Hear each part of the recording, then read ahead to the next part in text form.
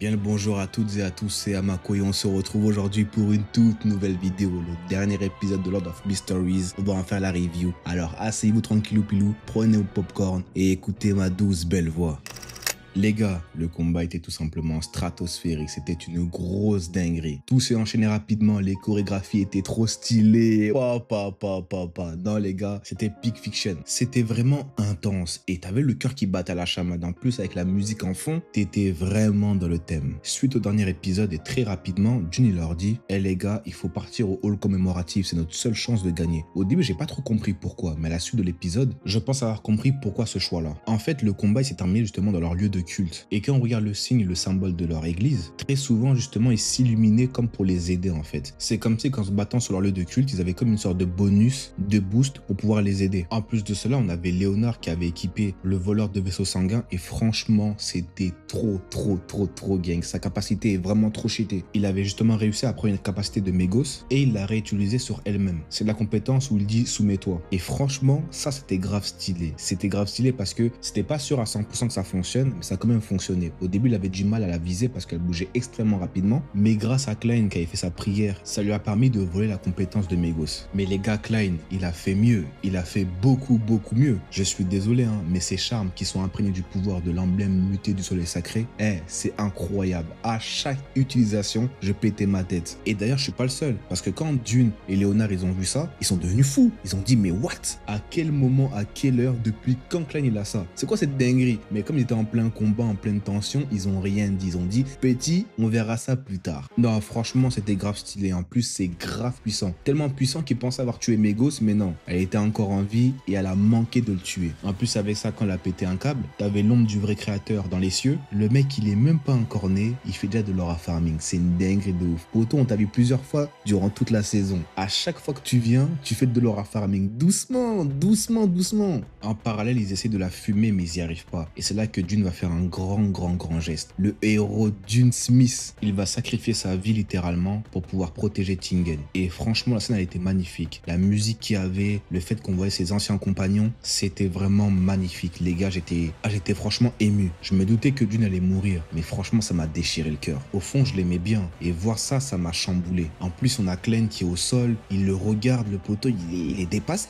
Jun a réussi à maîtriser Mégos et c'est Klein qui lui porte le final avec son charme. Non, franchement, les gars, c'était trop émouvant. Jun meurt et Klein se tient debout près de son cadavre quand tout à coup, rotototom, il se fait canner. Il a même pas eu le temps de bien pleurer la mort de Jun que lui-même il part le rejoindre. Non, franchement, j'ai sursauté. Je m'y attendais pas. C'est quoi ça? Le mec qui vient d'un coup, on a un big plan sur le visage de Klein et là, bam, il le transperce. J'ai été choqué et je me suis dit, mais comment on va faire?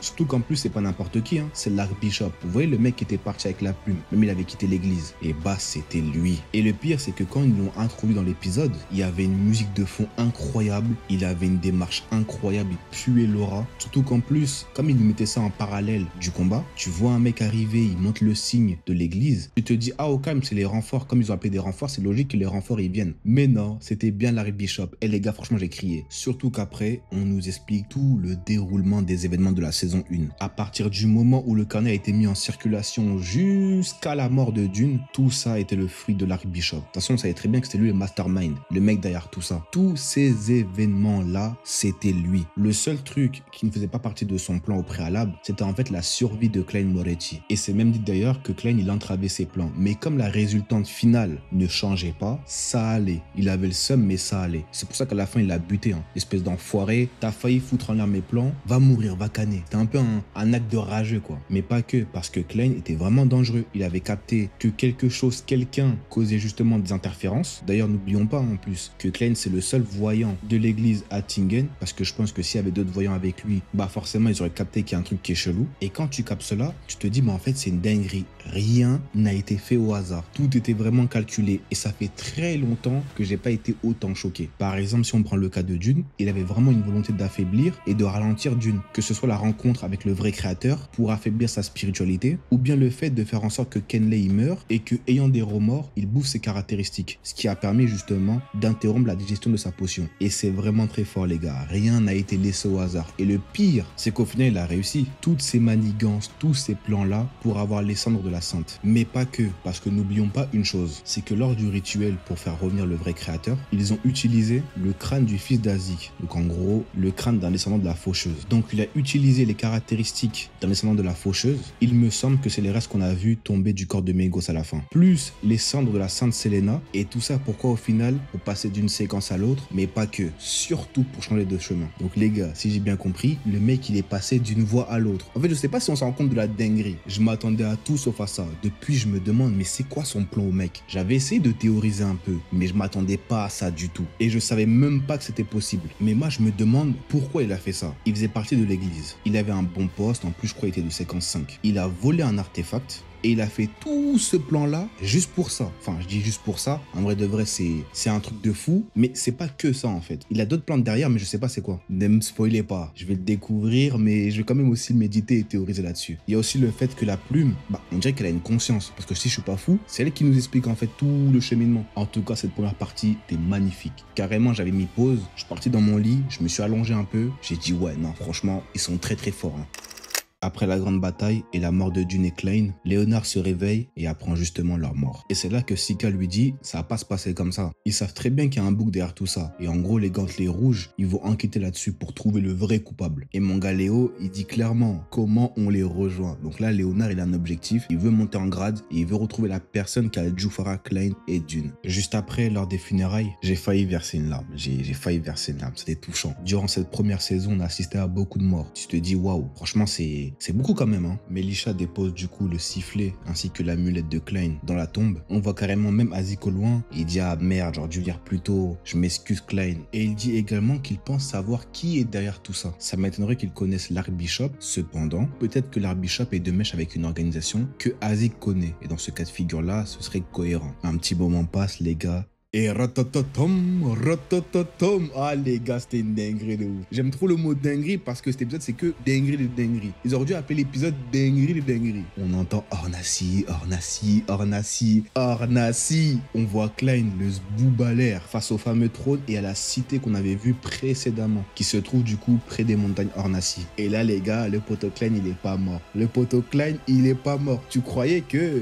Mais non. Mais quand il est revive, il y a un truc que les gars, j'espère que vous avez bien regardé, c'est qu'il y a comme une sorte de symbole, une constellation au-dessus du trône. Mais quand je l'ai vu, je me suis dit, mais c'est quoi ça? On n'a pas vu ça. Mais si, rappelez-vous les gars, rappelez-vous l'épisode. De tête, c'est l'épisode 7, hasard. Après, peut-être que je me trompe. En gros, on avait vu à la fin de l'épisode ce que la poupée voulait montrer à Klein. Ou plutôt ce qu'elle a montré, et bah c'était un papier avec ce symbole-là exactement les gars. Et d'ailleurs, Klein a dit que le carnet voulait pas que les autres le sachent. Donc en gros, il avait occulté ce souvenir de Klein. Et maintenant, on va se poser 2 minutes, les gars. 2 minutes seulement. Au début, on pouvait douter et se dire que potentiellement, c'était l'Archbishop qui avait ramé Klein dans ce monde-là. Mais non, parce que même lui, il l'a dit. Klein entravait ses plans et il n'est pas prévu que Klein revive. Qu'en gros, Zoomingri, il transmigre. Mais dans ces cas-là, il reste qui? Qui a fait venir Zoomingri? Mais les gars, il reste toujours le carnet. Il reste toujours le fameux carnet. Klein, depuis le début, il ne semblait pas être affecté par les écrits de l'Archbishop. Cependant, il avait toujours ce lien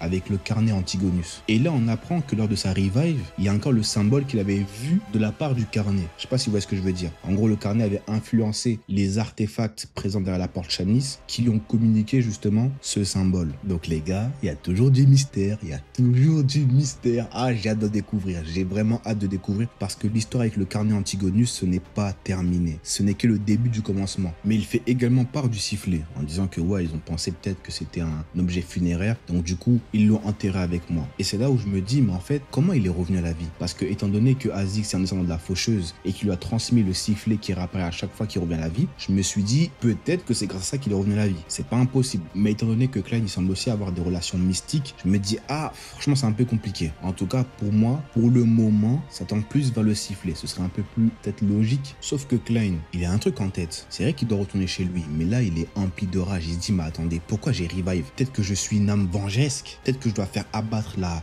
vengeance vengeance sur mes hops. Surtout qu'en plus de ça, il se dit mais attends, mais au final, Larry Bishop, il en voulait pas à moi du tout, ni à Dune. Tout ce qu'il voulait, c'était les cendres. Et c'est là qu'en fait, il comprend que l'origine de tous les hasards, c'était la plume. Tout ce qu'elle écrit devient réel, mais elle a forcément une limite. Et que tout ne tournait pas autour de lui. Parce que depuis le début, il était un peu obsédé en mode ouais, mais qui me charge des noises? Qui veut ma mort, etc. Alors que non, frérot, t'étais juste un pion un peu incontrôlable, imprévisible, mais quand même un pion dans son plan. Mais pour sa vengeance, il demande où se trouve la Vénus, où il peut trouver l'Archbishop et comment devenir plus fort. Et pour ces 3 réponses, il doit partir à Backland.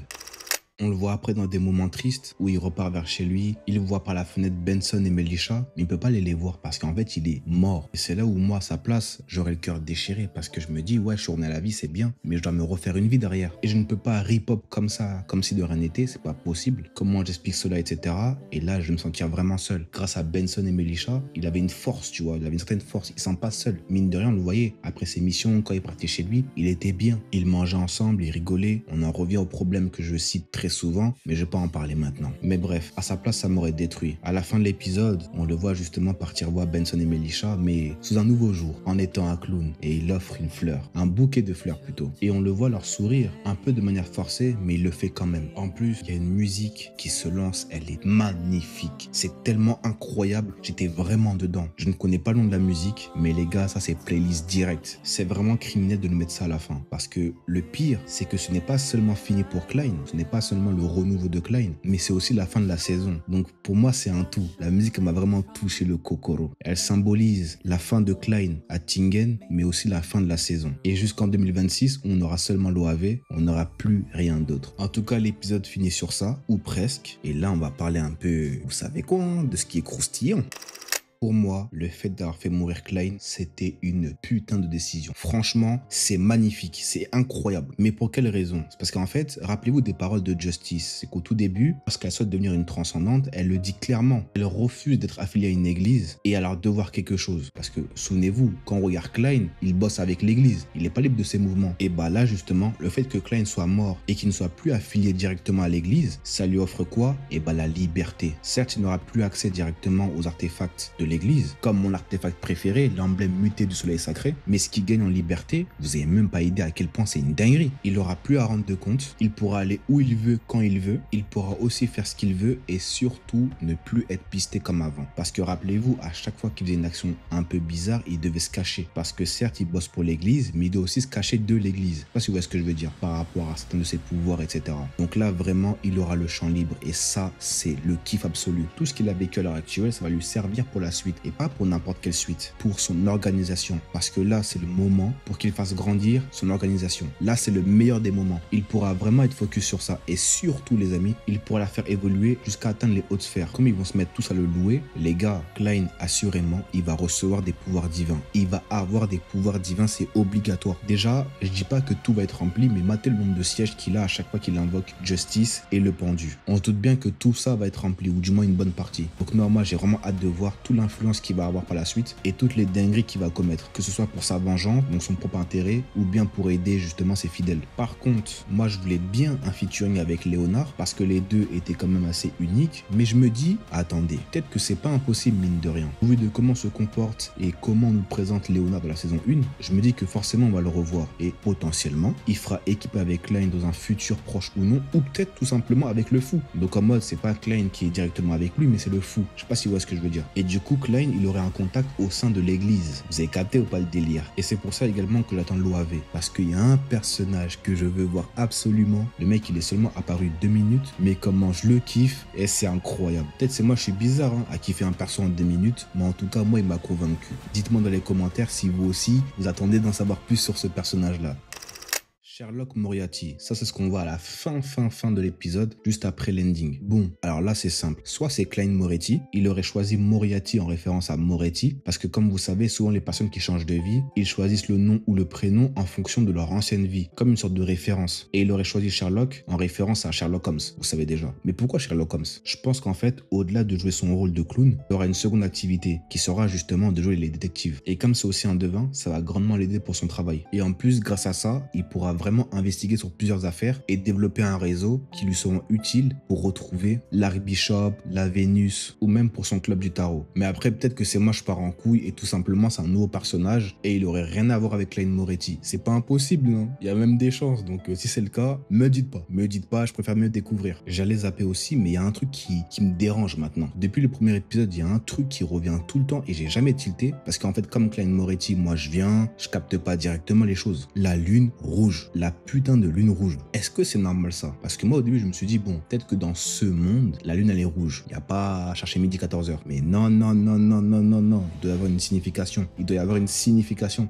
Surtout qu'en plus, dans le signe de l'église de la déesse de la nuit, il y a une lune rouge. Les gars, moi je vous le dis, il s'est passé un bail. On nous l'a montré comme étant un truc normal, alors que non. À chaque fois, on voit des big plans sur la lune rouge, il y a un truc derrière. Je sais pas c'est quoi, mais il y a un truc derrière. Et c'est forcément en rapport avec la déesse de la nuit éternelle. Peut-être, dans un délire comme dans Naruto, entre guillemets, elle est scellée sur la lune. Ce serait un peu obvious, mais bon. Deuxièmement, Klein, il est mort une fois, on est d'accord. Là, il est revenu à la vie. Cependant, avant de boire sa potion de séquence 8, il avait prêté serment de ne jamais dire la méthode de jouer son rôle. Vous savez, pour absorber plus vite la potion. Mais qu'en est-il de ça? Parce qu'en fait, il avait prêté serment. Mais il est mort juste après. Le serment, il est toujours actif ou non? Après, il avait juré sur son âme et son nom. Donc franchement, à voir. En tout cas, les rays, sur ce, c'était incroyable d'échanger avec vous par rapport aux épisodes de Lord of Mysteries. J'espère que lors de mes reviews, vous avez pris du bon plaisir, vous avez passé un bon moment. En tout cas, pour moi, c'est le cas. Je remercie encore une fois toutes les personnes dans les commentaires qui ont participé au fait qu'on puisse mieux comprendre les épisodes et l'univers sans spoiler. Vous êtes vraiment des tueurs, mais vraiment des tueurs. Et encore merci aussi aux modérateurs. Ce n'est pas la fin de Lord of Mysteries, ce n'est que le début. On se dit à très bientôt les rays. Prenez soin de vous, allez lire le roman. C'était Amako. Bye bye les gars.